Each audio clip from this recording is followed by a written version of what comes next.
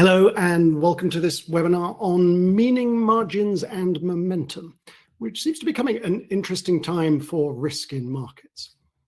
I think it's fair to say that risk in the first half of the year performed much better than many people would have thought.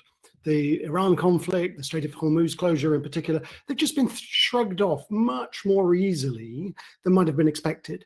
And investors, I think, are still struggling to articulate why that's the case and what it means for the outlook.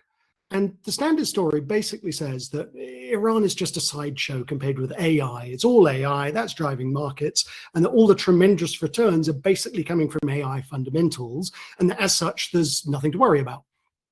And yet, just recently, from the Mag 7 to semiconductors to Samsung and SK Hynix, one asset after another that had been doing phenomenally well in the first half of the year has begun to roll over a little bit. What I want to do today is to convince you that while AI is absolutely central, the fundamental story isn't actually quite the right narrative. I don't think it's a coincidence that these fragilities are suddenly showing up left, right, and center. And as usual, I think we get a better idea of what's driving them if we analyze markets in terms of money creation and money flow rather than mere fundamentals. So the two things I find most striking about the outlook are the level of uncertainty and then the difficulty of assessing the probability of regime change.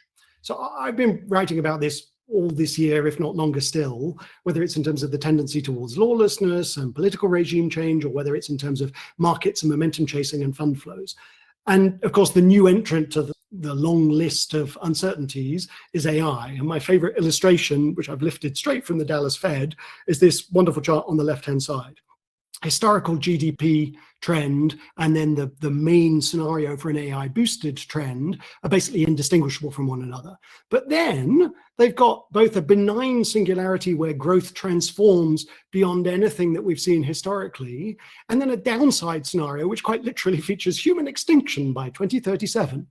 Now, as I've said before, I don't actually think that's scaremongering. I take very seriously the warnings from Jeffrey Hinton and Dario Amodei and Demis Hassabis most recently. But for markets, I think the point is that investors are having to grapple with enormous levels of uncertainty. They're just massive by historical standards. You can see it on some metrics. And yet, volatility, and especially implied vols at an index level, have been really rather subdued. Now, that's not quite as stupid as it looks. Markets can be stable in one equilibrium and then lurch suddenly, rather than continuously, to another. And to some extent, that is what we're pricing in terms of out-of-the-money skew. But from a plain vanilla perspective, we're in this strange world where your central case still seems fine, and yet the potential tail risks have simply exploded. And the real puzzle for investors, as I see it, is how you're supposed to position for that. And in this context, it's kind of just a natural extension from what we'd already marked on in our 2026 outlook back in January. All the standard measures of uncertainty, trade uncertainty, policy uncertainty, economic policy, political uncertainty, they're still amazingly elevated by historical standards. They've come back a bit since Liberation Day peaks. And yet when you look at people's forecasts for growth, they're all super closely bunched. Are the forecasters incredibly confident, or are they all kind of herding together because actually we haven't got a clue because the environment is just too difficult?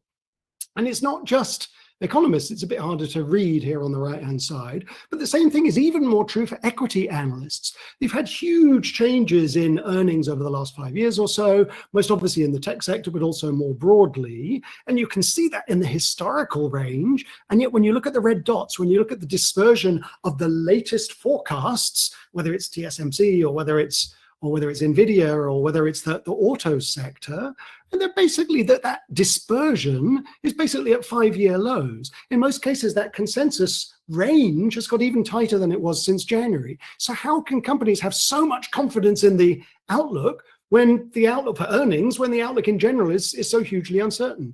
And how are we as investors supposed to be responding to it? That's what I'm going to try and discuss today. And to do so, as usual, I've divided my presentation into 3. To begin with, I'm not actually going to talk about markets at all. I'm going to talk about AI technology itself. And this is a bit of a departure from most of my presentations, but the issue is so central And I still encounter sufficient skepticism that I think it's important to tackle it head on.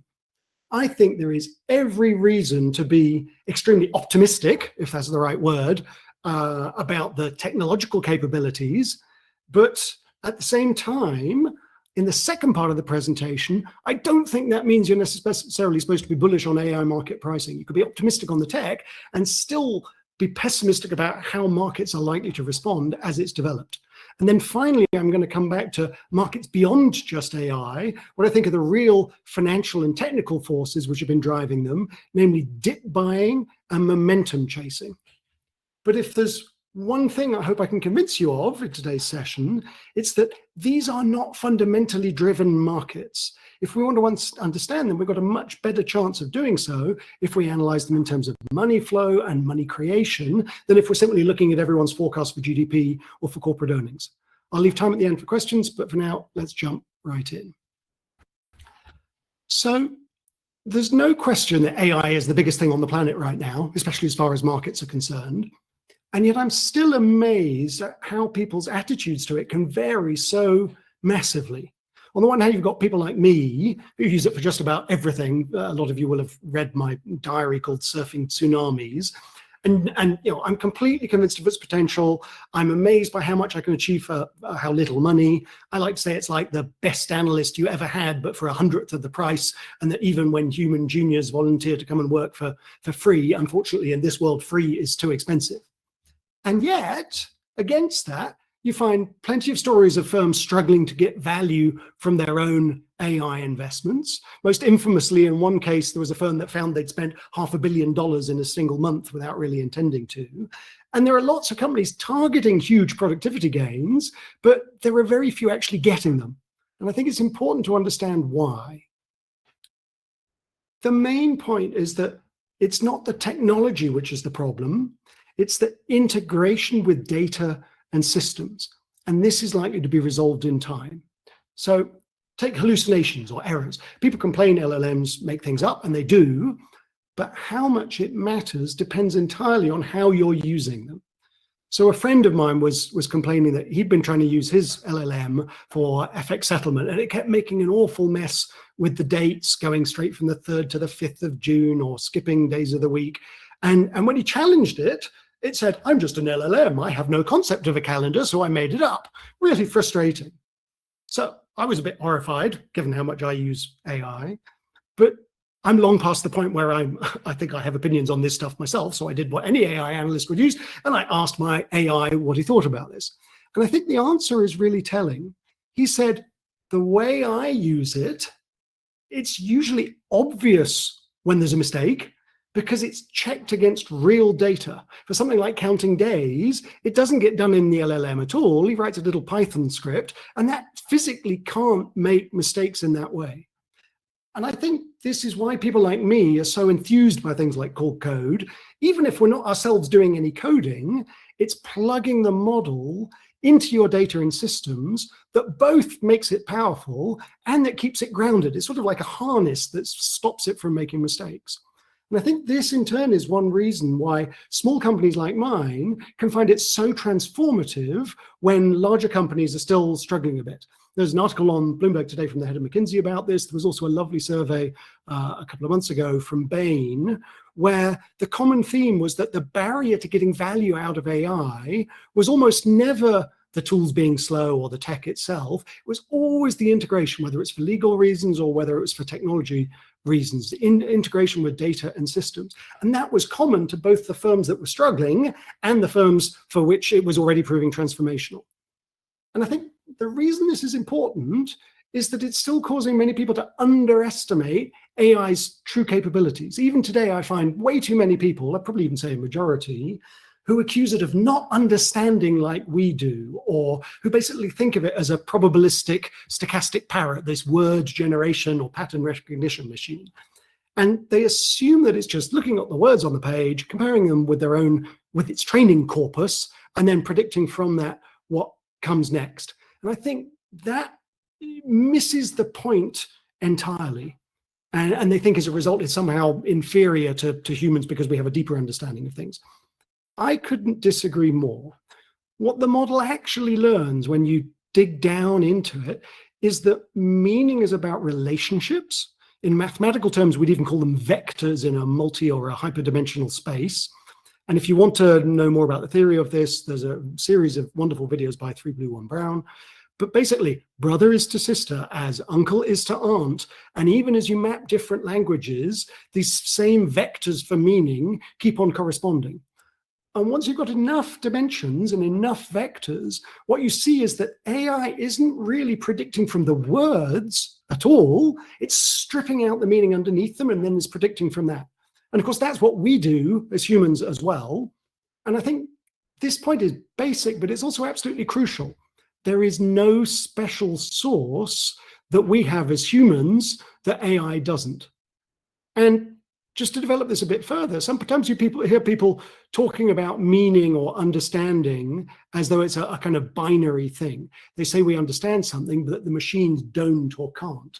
And I think that's wrong. And some of the wrongness starts with it as kind of being a binary thing in the first place. The same object can look different depending on how you view it and how many angles you can see it from. The more you can see it from, the more you can appreciate its true identity. You take this example of a cylinder, which again, actually my AI came up with. View it in one direction, it looks like a circle. View it in another direction, it looks like a rectangle.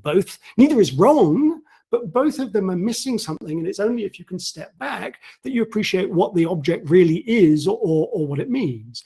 And that same logic holds in reverse. So you take the word bank in isolation, it could be one of several different things. It's only when you add in these extra dimensions that you can start to resolve it into either something in finance or something in geography, or for that matter, a verb as a metaphor.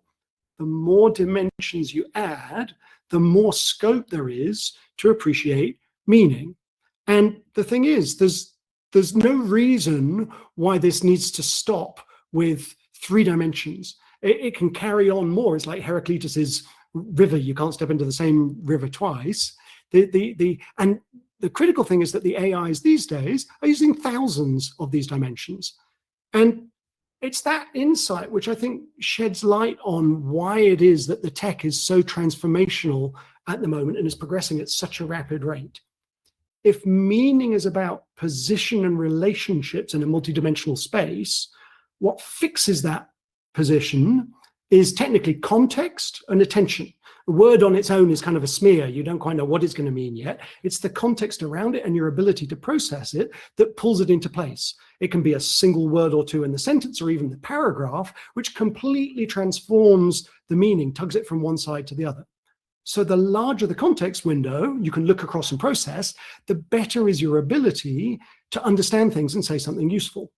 And I think this is why suddenly all of this has gone off like a rocket in the last couple of years. When we were on ChatGPT, ChatGPT-3, we just had a few thousand tokens, a couple of pages of text.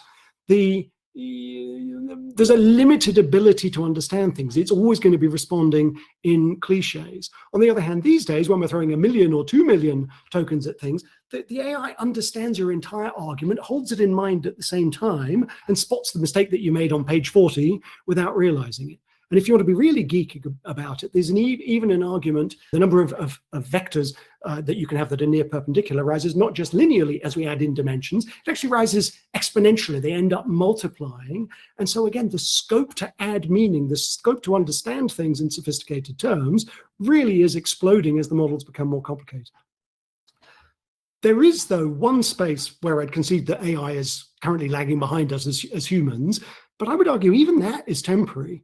Today's models get their meaning from text and images. And what's missing, therefore, is the meaning that comes from feeling and experience and from stakes, you might call it, hunger and pain and love and loss and things like that, a sense of consequences being played out in the real world.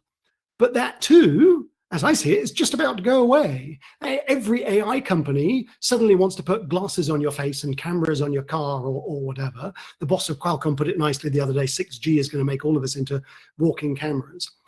And this, in a sense, is a problem. There are any number of legal questions as to how we're going to adapt to that reality. When the AI robot makes a mistake and kills someone, who are we going to blame? Is it the robot? Is it the company? Is it the model? What if it's an open source model?